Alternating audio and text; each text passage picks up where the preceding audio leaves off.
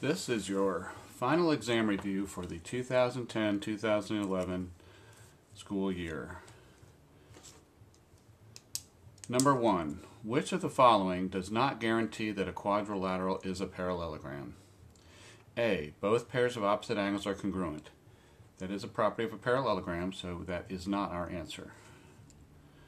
B. One pair of consecutive angles are congruent.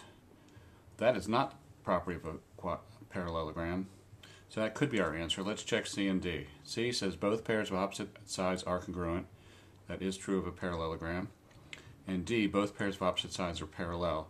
That is also true of a parallelogram, so our answer is B.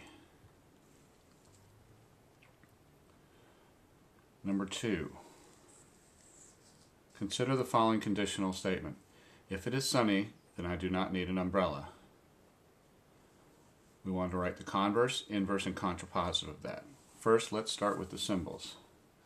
In any conditional statement, the hypothesis is going to be represented with a P, conclusion with a Q. For converse, we're going to switch that around. Converse would be Q implies P. Inverse, we would be inserting a negation, so not P implies not Q. And for the contrapositive, we would switch and negate, not Q implies not P. So for the converse, instead of saying if it is sunny then I do not need an umbrella, we will say if I do not need an umbrella, then it is sunny. For the inverse, we would simply negate the original statement. So we would say if it is not sunny, then I need an umbrella.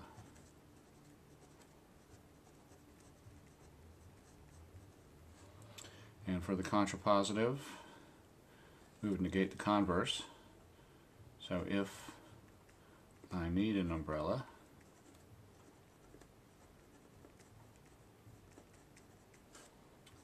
then it is not sunny. And that's number 2.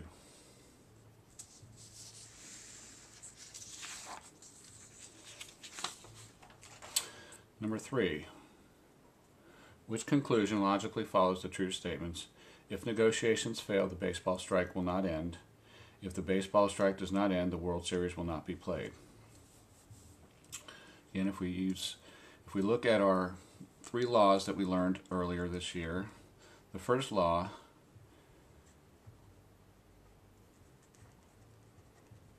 states that P implies Q, P is true, therefore Q is true.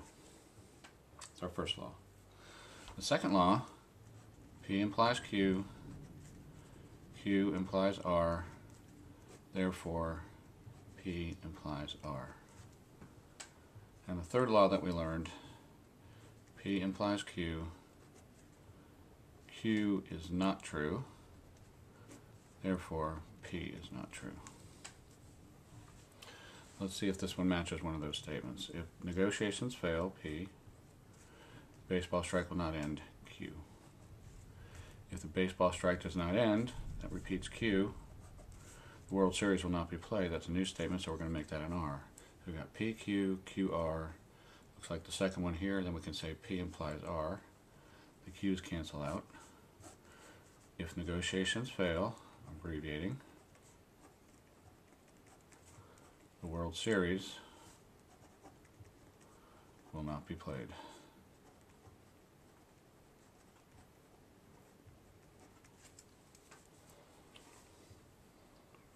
Our third question from logic on the exam review. If P is false and Q is true, what is the truth value of not Q or P? Well, if P is false and it stays P over here, this is still going to be false. If Q is true originally and we negate it, that will now be false. So since both of these are false, your answer is false. Number 5. In rectangle PQRS, the measure of angle 1 equals 60. What is the measure of angle 2? So it's important that we know that that's a rectangle, and we're given that this is 60 degrees right here. If that's a rectangle, we know that all of these pieces of diagonals are the same.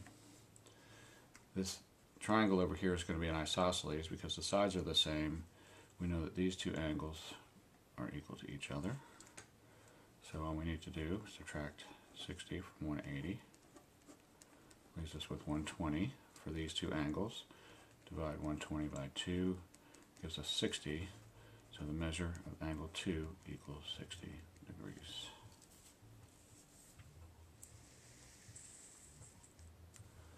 Number 6, the quadrilateral below is a rectangle because we have to decide which one of these proves that it is a rectangle. A says it is a square. Well, we don't have enough information to show that it's a square, so we can cross that one off. The diagonals are perpendicular. Again, we're not told that. We don't see anything that proves that, so we're going to cross that one off. C says the diagonals bisect each other. Well, that's true. That's also true of a parallelogram. Let's check D. The diagonals are congruent. Well, we can see here that since all the tick marks are the same, that is true, and that is a property of a rectangle, so your answer is D. Number 7, in rhombus EFGH, the measure of angle 1 equals 43 degrees. What is the measure of angle 2? This one we're given 43 for this angle up here. And we've got two missing angles here, but we know since this is a rhombus, we've got right angles in the middle. So all we have to do is add 43 plus 90. Gives us 133. 180 minus 133 equals 47. So the measure of angle 2 equals 47. And that's number 7.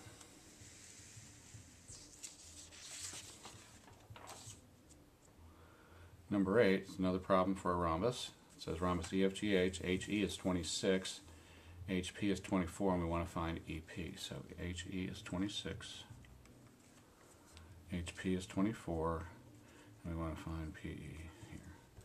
Again, from our last problem, we remember that this is a right angle here. So to find the third side of a right triangle, we can just use Pythagorean theorem. So we're going to do x squared plus 24 squared equals 26 squared. That would be x squared plus 576 equals 676. Subtract 576 from both sides. X squared equals 100.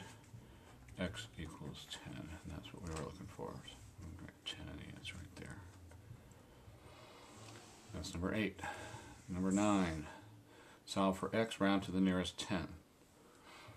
Okay, when you see a picture like this with the right angles like that, we know we have a geometric mean problem.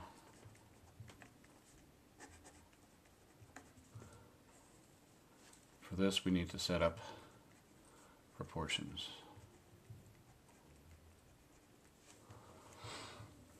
Remember, whenever we're using geometric mean, either this number here, the number in the middle, or the number on this side is going to be the geometric mean when we set up our proportion. That means that's the number that's going to be repeated. So if we wanted to solve for x, we would need the number around the corner and the distance from one side to the other on the bottom. We can't do that because we don't have a number around the corner, but we can solve for y right here because that's the only variable we have. In this problem here, 6 would be the geometric mean. So we're going to write our geometric mean statement. 6 is GM of 2 and y. So again, 6 would be repeated. Top of one, bottom of the other. 2 and y. Cross multiply, we have 2y equals 36, or y equals 18. Now they asked us to solve for x, but we're going to plug that right here. And again, we said we needed the number right around the corner and the whole bottom. So we're just going to have to add these two together. We've got 18 plus 2, which is 20.